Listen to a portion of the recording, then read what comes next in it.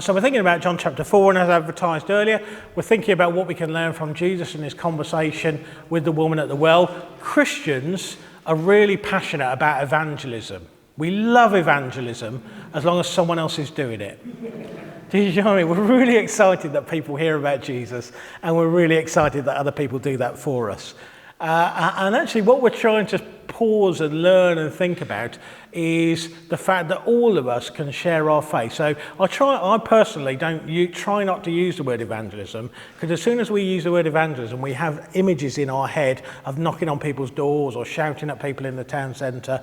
And I'm not saying those things are wrong. I personally think they're not the best way to go about sharing our faith in our culture today. That's a personal opinion. Don't throw things at me if you disagree. That's my opinion.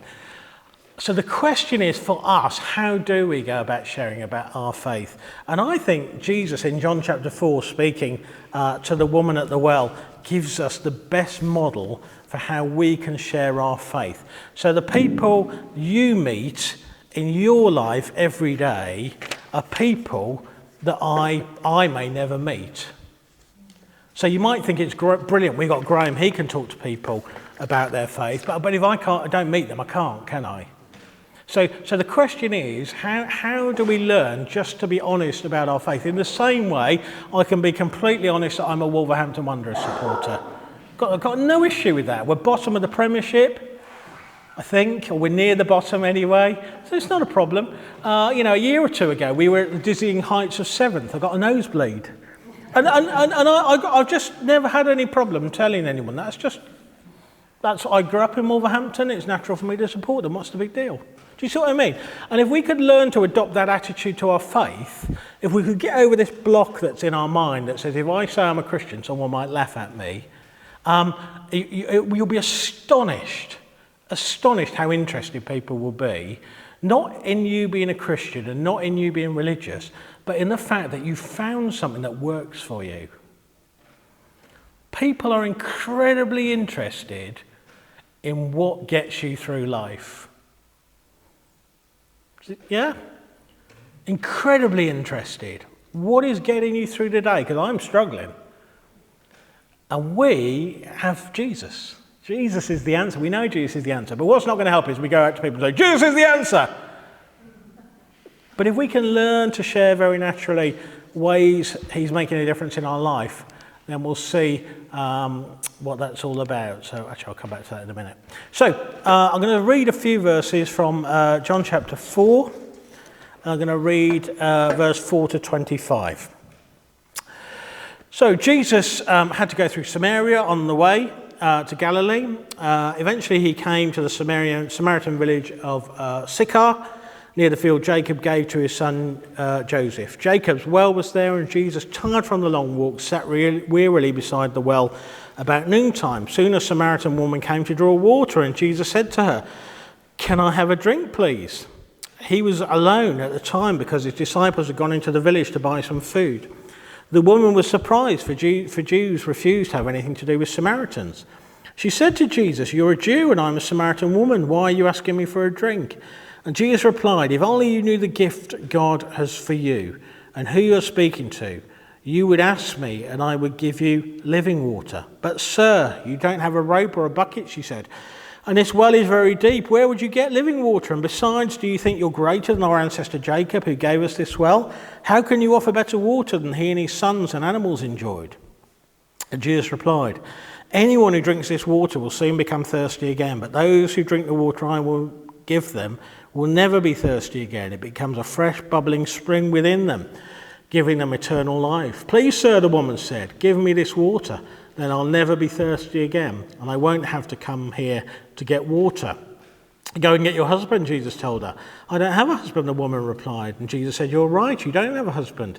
For you have had 5 husbands, and you aren't even married to the man you're living with now. You certainly spoke the truth." "Sir," the woman said, "you must be a prophet, so tell me, why is it that you Jews insist that Jerusalem is the only place of worship, while we Samaritans claim it's here at Mount Gerizim, where our ancestors worshipped?" Jesus replied, "Believe me, dear woman, the time is coming when it will no longer matter whether you worship the Father on this mountain or in Jerusalem. You Samaritans know very little about the one you worship, while we Jews know all about him, for salvation comes through the Jews. But the time is coming, indeed it's here now, when true worshippers will worship the Father in spirit and in truth. The Father is looking for those who worship him that way. For God is spirit, and those who worship him must worship in spirit and in truth. And the woman said, I know the Messiah is coming, the one is called Christ. When he comes, he will explain everything to us. Then Jesus told her, I am the Messiah. So, we've not read the whole passage because we did a bit last week and we're doing a bit next week. My former colleague, Beth Powney, who spoke at my induction service, is coming to speak next week, and she'll be telling us a bit more about the life and background of this woman and why she's such an inspiration. So last week we thought about the fact that Jesus didn't have to go through Samaria. Most Jews went round going through Samaria. As you can see on the map, was the direct route, but Jews and Samaritans didn't mix. And when Jesus goes through Samaria, he shows us there's no room amongst his people for racism, sexism or prejudice. He just can't be doing it. No. End of. And you can imagine the conversation with the disciples who are going through Samaria, and they're like, what? We don't do that. They're the wrong sorts. We don't mix with them, etc., etc. And Jesus is just like, no, that's not how it works in the kingdom of God. We're all one people, all one people. And so God called us to go to those places. We go in vulnerability, and you can listen to that, go back and hear more about that last week. And again, just briefly, we thought about these few areas last week. Will we join Jesus in his work, recognizing that when I talk to someone about my faith, this is not the work of Graham Ross. This is the work of Jesus. God is at work in people's lives, doing amazing things, and he calls for us to join in with him. Part of that joining is discerning and seeing what he is up to, and again, we'll think about that in a few weeks' time, and just focusing on that little aspect about how we're listening to God as we engage in our life.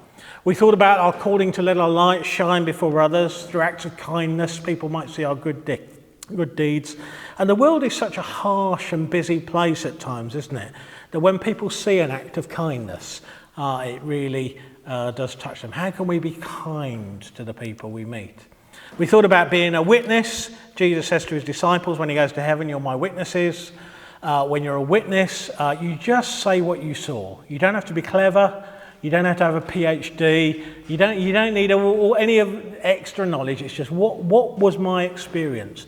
And I think Jesus deliberately used that word witness to make us feel better about what evangelism should be. Some people say, I don't talk about my faith because I don't know all the answers. Well, if that's your attitude, you should never talk about your faith because we'll never know all the answers. But what we're called about is just to be honest. This is my experience. This is what happened to me. This is how God is real in my life. We thought about the fact that we're called to engage with the world, and often many churches are often very, the world is so evil and we're staying well away. We're called to engage with the world. And finally, we thought about the hope that God offers and the fact that God fills us with hope, not just for us, but he fills us with hope that we might overflow with the hope that he has given us. And what will we do? Well, we heard earlier in the service about seeds of hope, didn't we? About that prayer that God would still fill us with hope, that we just share it naturally. And actually, part of us sharing our faith is that this image of overflow. That if what we talk about in our everyday lives is we're really passionate about. When you meet someone and they tell you stuff, it's because that's what they're really interested in. That's what they love. That's what they're interested in.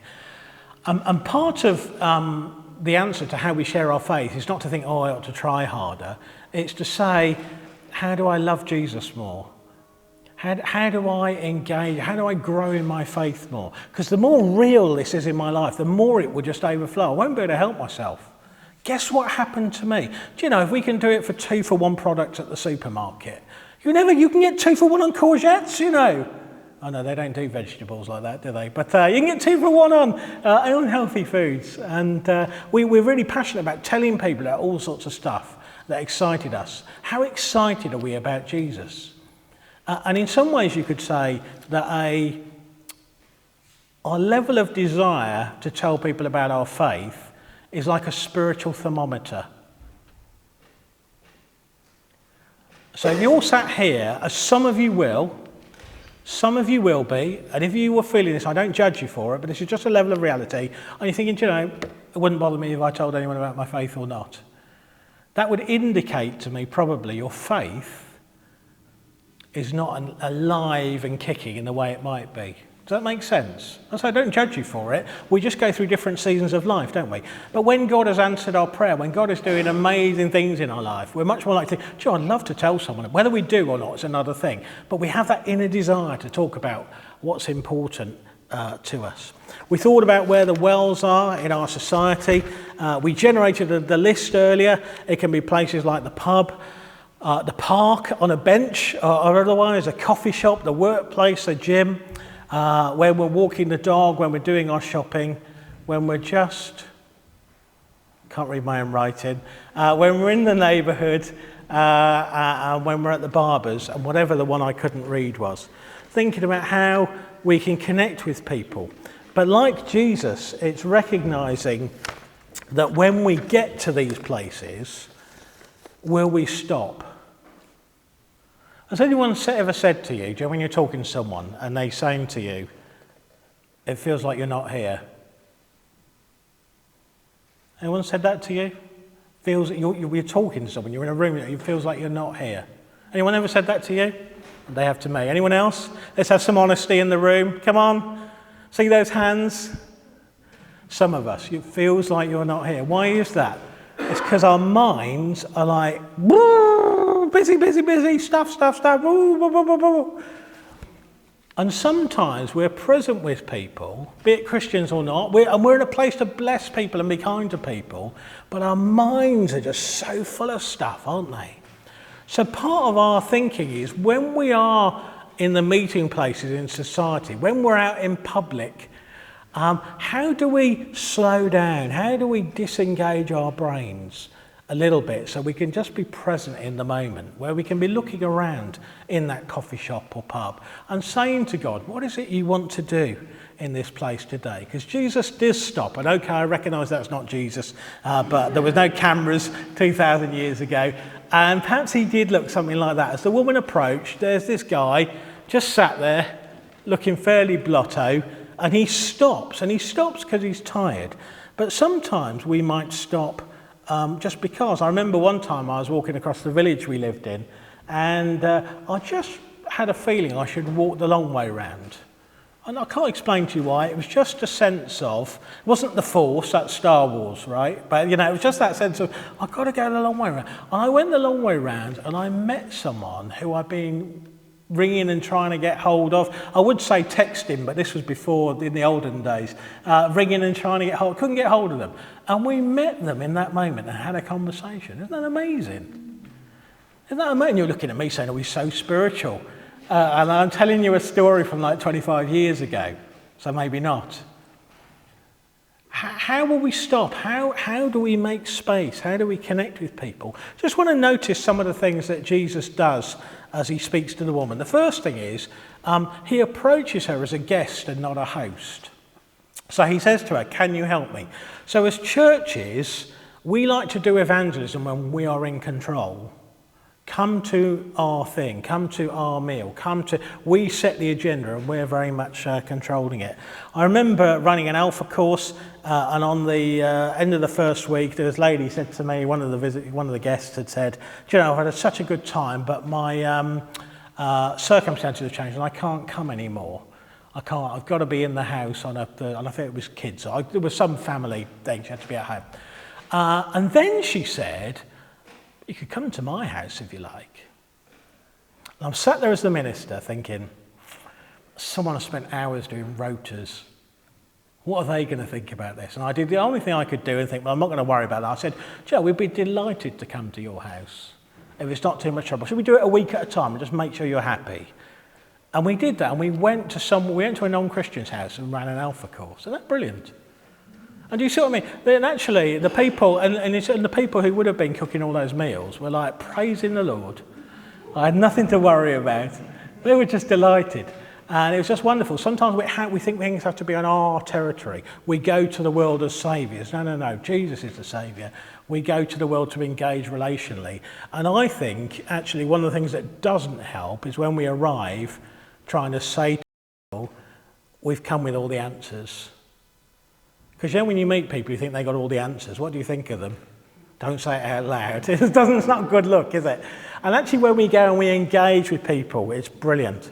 In one of my churches, we wanted to do a community survey, and we came across a thing called a parish plan and in the village, and we went to do the parish plan. You can only initiate the parish plan through a parish council. Went to the parish council and said, could you initiate a parish plan for us?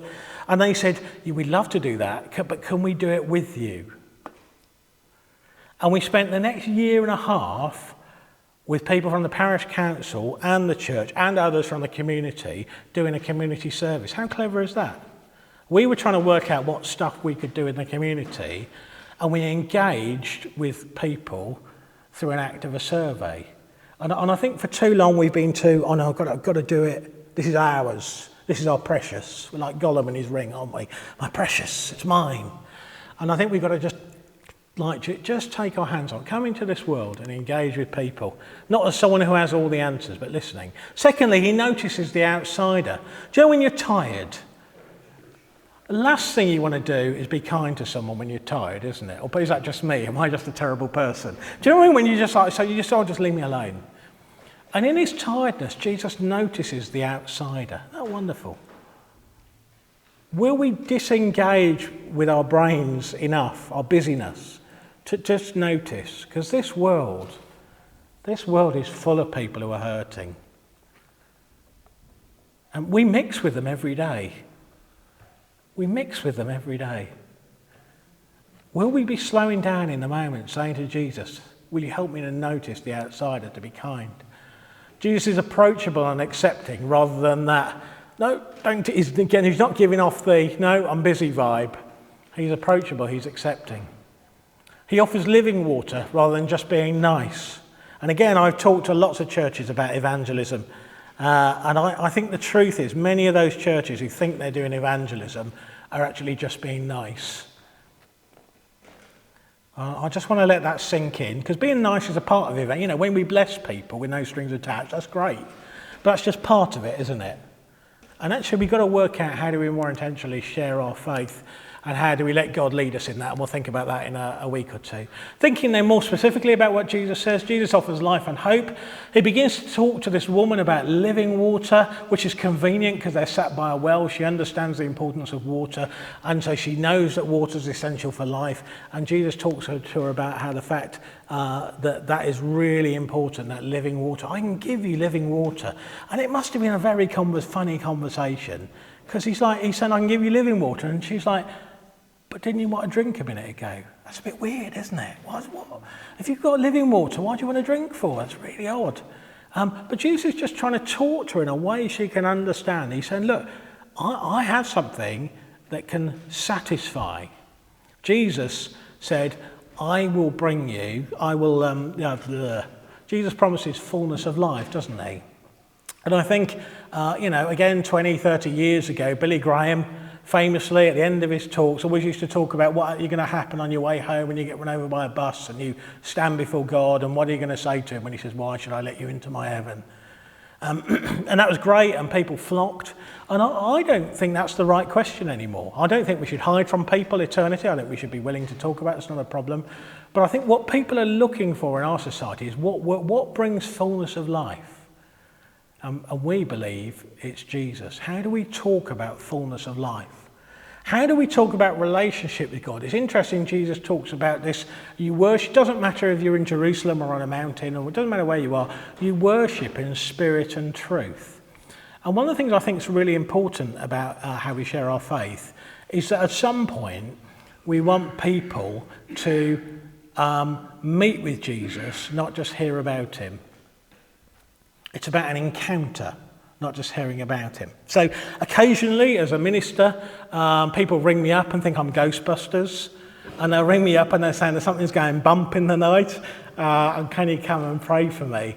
And it makes me so fun. I find it odd how other ministers, people go and read liturgy and sprinkle water and stuff. I will go and pray in a house, but what I will always do, and it's a bit more complicated than this, I will go and I will be listening to God and saying, what is going on here? So that's the base of it. But then it finishes at the point of me essentially saying a prayer, which is something like, Jesus, you are the light of the world. Nothing is as powerful as you. We tell the darkness to go now. And I will say to the residents of the house, that's your prayer. That's your prayer. Do you see what I mean? It's not going to work because I've prayed it. That is your ongoing prayer, where you're welcoming the light of the world into this house. This is you. Do you see what I mean? Whereas what we do as professional ministers, is we roll into this situation. We say, look at me, I'm the professional, I can do this. And we've got to learn what it is to pass our faith on to other people. So this can be for you too. You can tell the darkness to go away. You can say that Jesus is the light. Do you see what I mean? We're passing on a faith. So as we talk to people about our faith, and they're like, oh, that's really interesting, that works for you. Or someone's saying, my kids don't sleep at night or whatever. And you're saying, oh, we could pray about that. You're saying, I will pray about that. But you can also say, you could pray about that too. And you give them, you don't write it out for them. You just say, that's the sort of thing, that's prayer. Prayer is just talking to God. So God is present. It's about relationship. How do we encourage people to talk with Jesus? When I do a funeral, the two things I want people to know when they leave a funeral is A, God is comforting them, and B, God is with them always and they can talk to him. And it's that relational element, that's the evangelistic opportunity. The woman overflows with hope. She says, come and see, come and find out. And I love the way that's brilliant evangelism, isn't it? That you can just kind of say, come and see, blah, blah, blah. She knew nothing, did she? Come and blah, blah, blah. It's amazing. And this woman who may not have had the best profile in her community, and we'll think more about that next week, people go, oh, wow, what's happened to her? And sometimes we just need to, it's not complicated. It's not rocket science.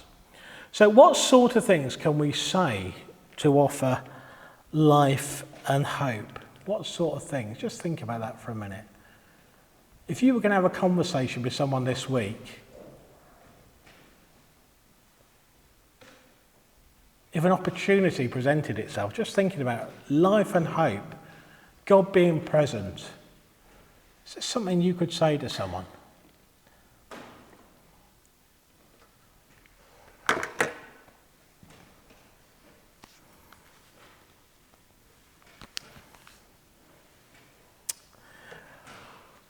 We would have had time to shout those out, but I just realised what time it is, so we're going to press on. As we think about sharing our faith, I think personality is very important. So as I go through this series, I and Beth next week may share some examples about how we shared our faith. And some of you will sit there and think, oh, I could do that like that. And others of you will be like, I don't think so. Not in that way, because it's not you. And I think personality is a big part of this. Who am I? Some people are extroverts, some people are introverts. Some people are wordy and waffly. Some people just like to get on with stuff and be kind. Do you see what I mean? So for some people, they'll go and talk to someone to be kind. Some people, they might write them a card. And it's all good. Who am I?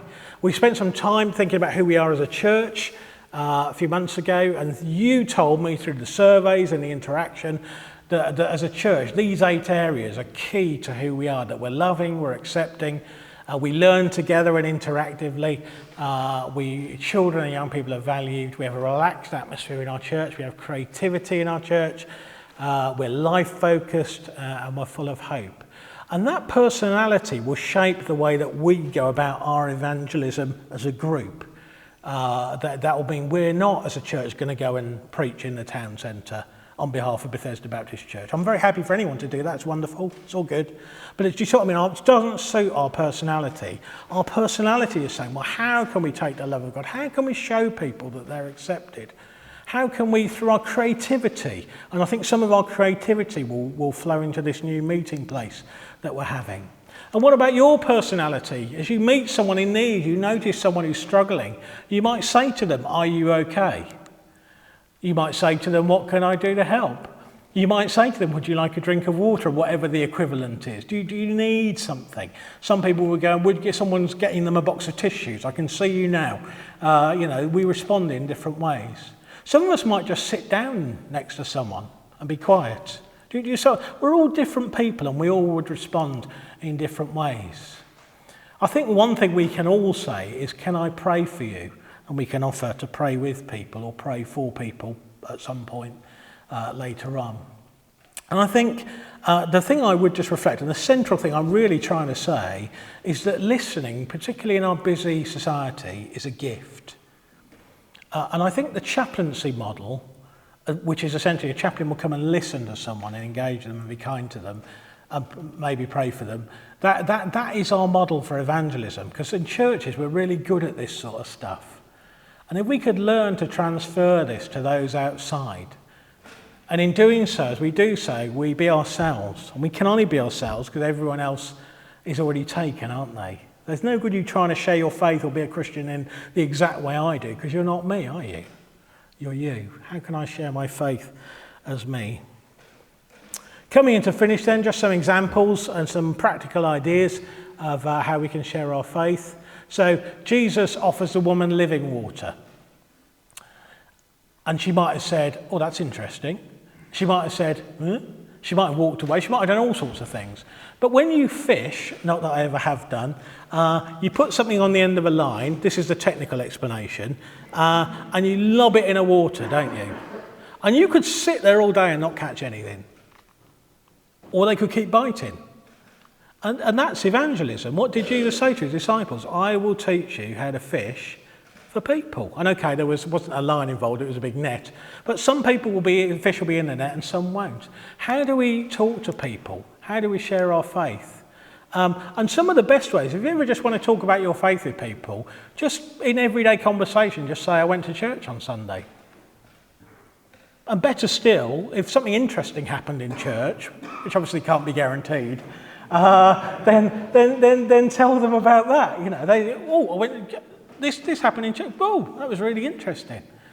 Don't tell them about the flip chart though, but tell them about other stuff. You can talk to people about an example of an answer to prayer when the kids aren't sleeping, when people's children aren't sleeping. I always tell the story of my son who just couldn't sleep.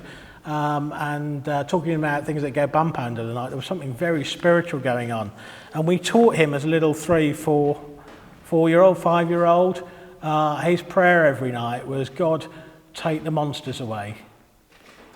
So I don't want to do his faith for him as a 3-year-old, 4-year-old. I want him to have his own faith. But once we prayed around his room and he prayed that prayer every night, he slept really well. That's good, isn't it? Good story, good one to talk about. So what are your examples to prayer? Have a think, what is God doing in my life? And as we count our blessings, how can we share about those things? How can we shed our light shine? How can we say to people, you'll never guess what happened to me? We're sharing those stories and offer to pray for him. So just as the musicians amble back up, ready to lead us in some worship, just some questions to think about for a moment. Are we disciples who are open to do something different? Jesus said the fields are ripe to harvest. And you might be hearing more about that in a harvest service in a week or two's time. And one of the things we need to do as churches is to stop praying that God would bring people in. I just think that must be really upsetting to Jesus, where Jesus tells us to go, and what do? We spend our time praying he'd send people in. What's that all about? And God is kind enough not to smite us. All the time. It's just time to go. How are we going to do this in our everyday life? And there's no point spending the majority of our evangelistic activity with other Christians, hoping that we might meet other Christians. How do we begin to do this in our everyday life? As we talked about earlier, thinking about the thermometer, how real is our faith in our everyday life? And for some of us, part of this responsive worship is actually going to be us saying to Jesus, do you know, it's dawning on me this morning that you feel very far away. Because we all go through seasons of life. And actually that realisation, that moment, can begin to change things. I'm not talking about losing your salvation. That's not what I'm talking about. I'm talking about our daily experience with Jesus. Jesus, actually, my heart has grown cold. And I want you, as we worship now, to just reignite my love for you. I want you to come back. I want that living water to flow through my life. I want you to transform me so that I would overflow with hope. And then as we do have opportunities this week, because every single one of us will, who are living in the real world, we'll meet people. What will we do? Let's just be quiet for a minute and think about that, and then we'll just spend some time responding in worship.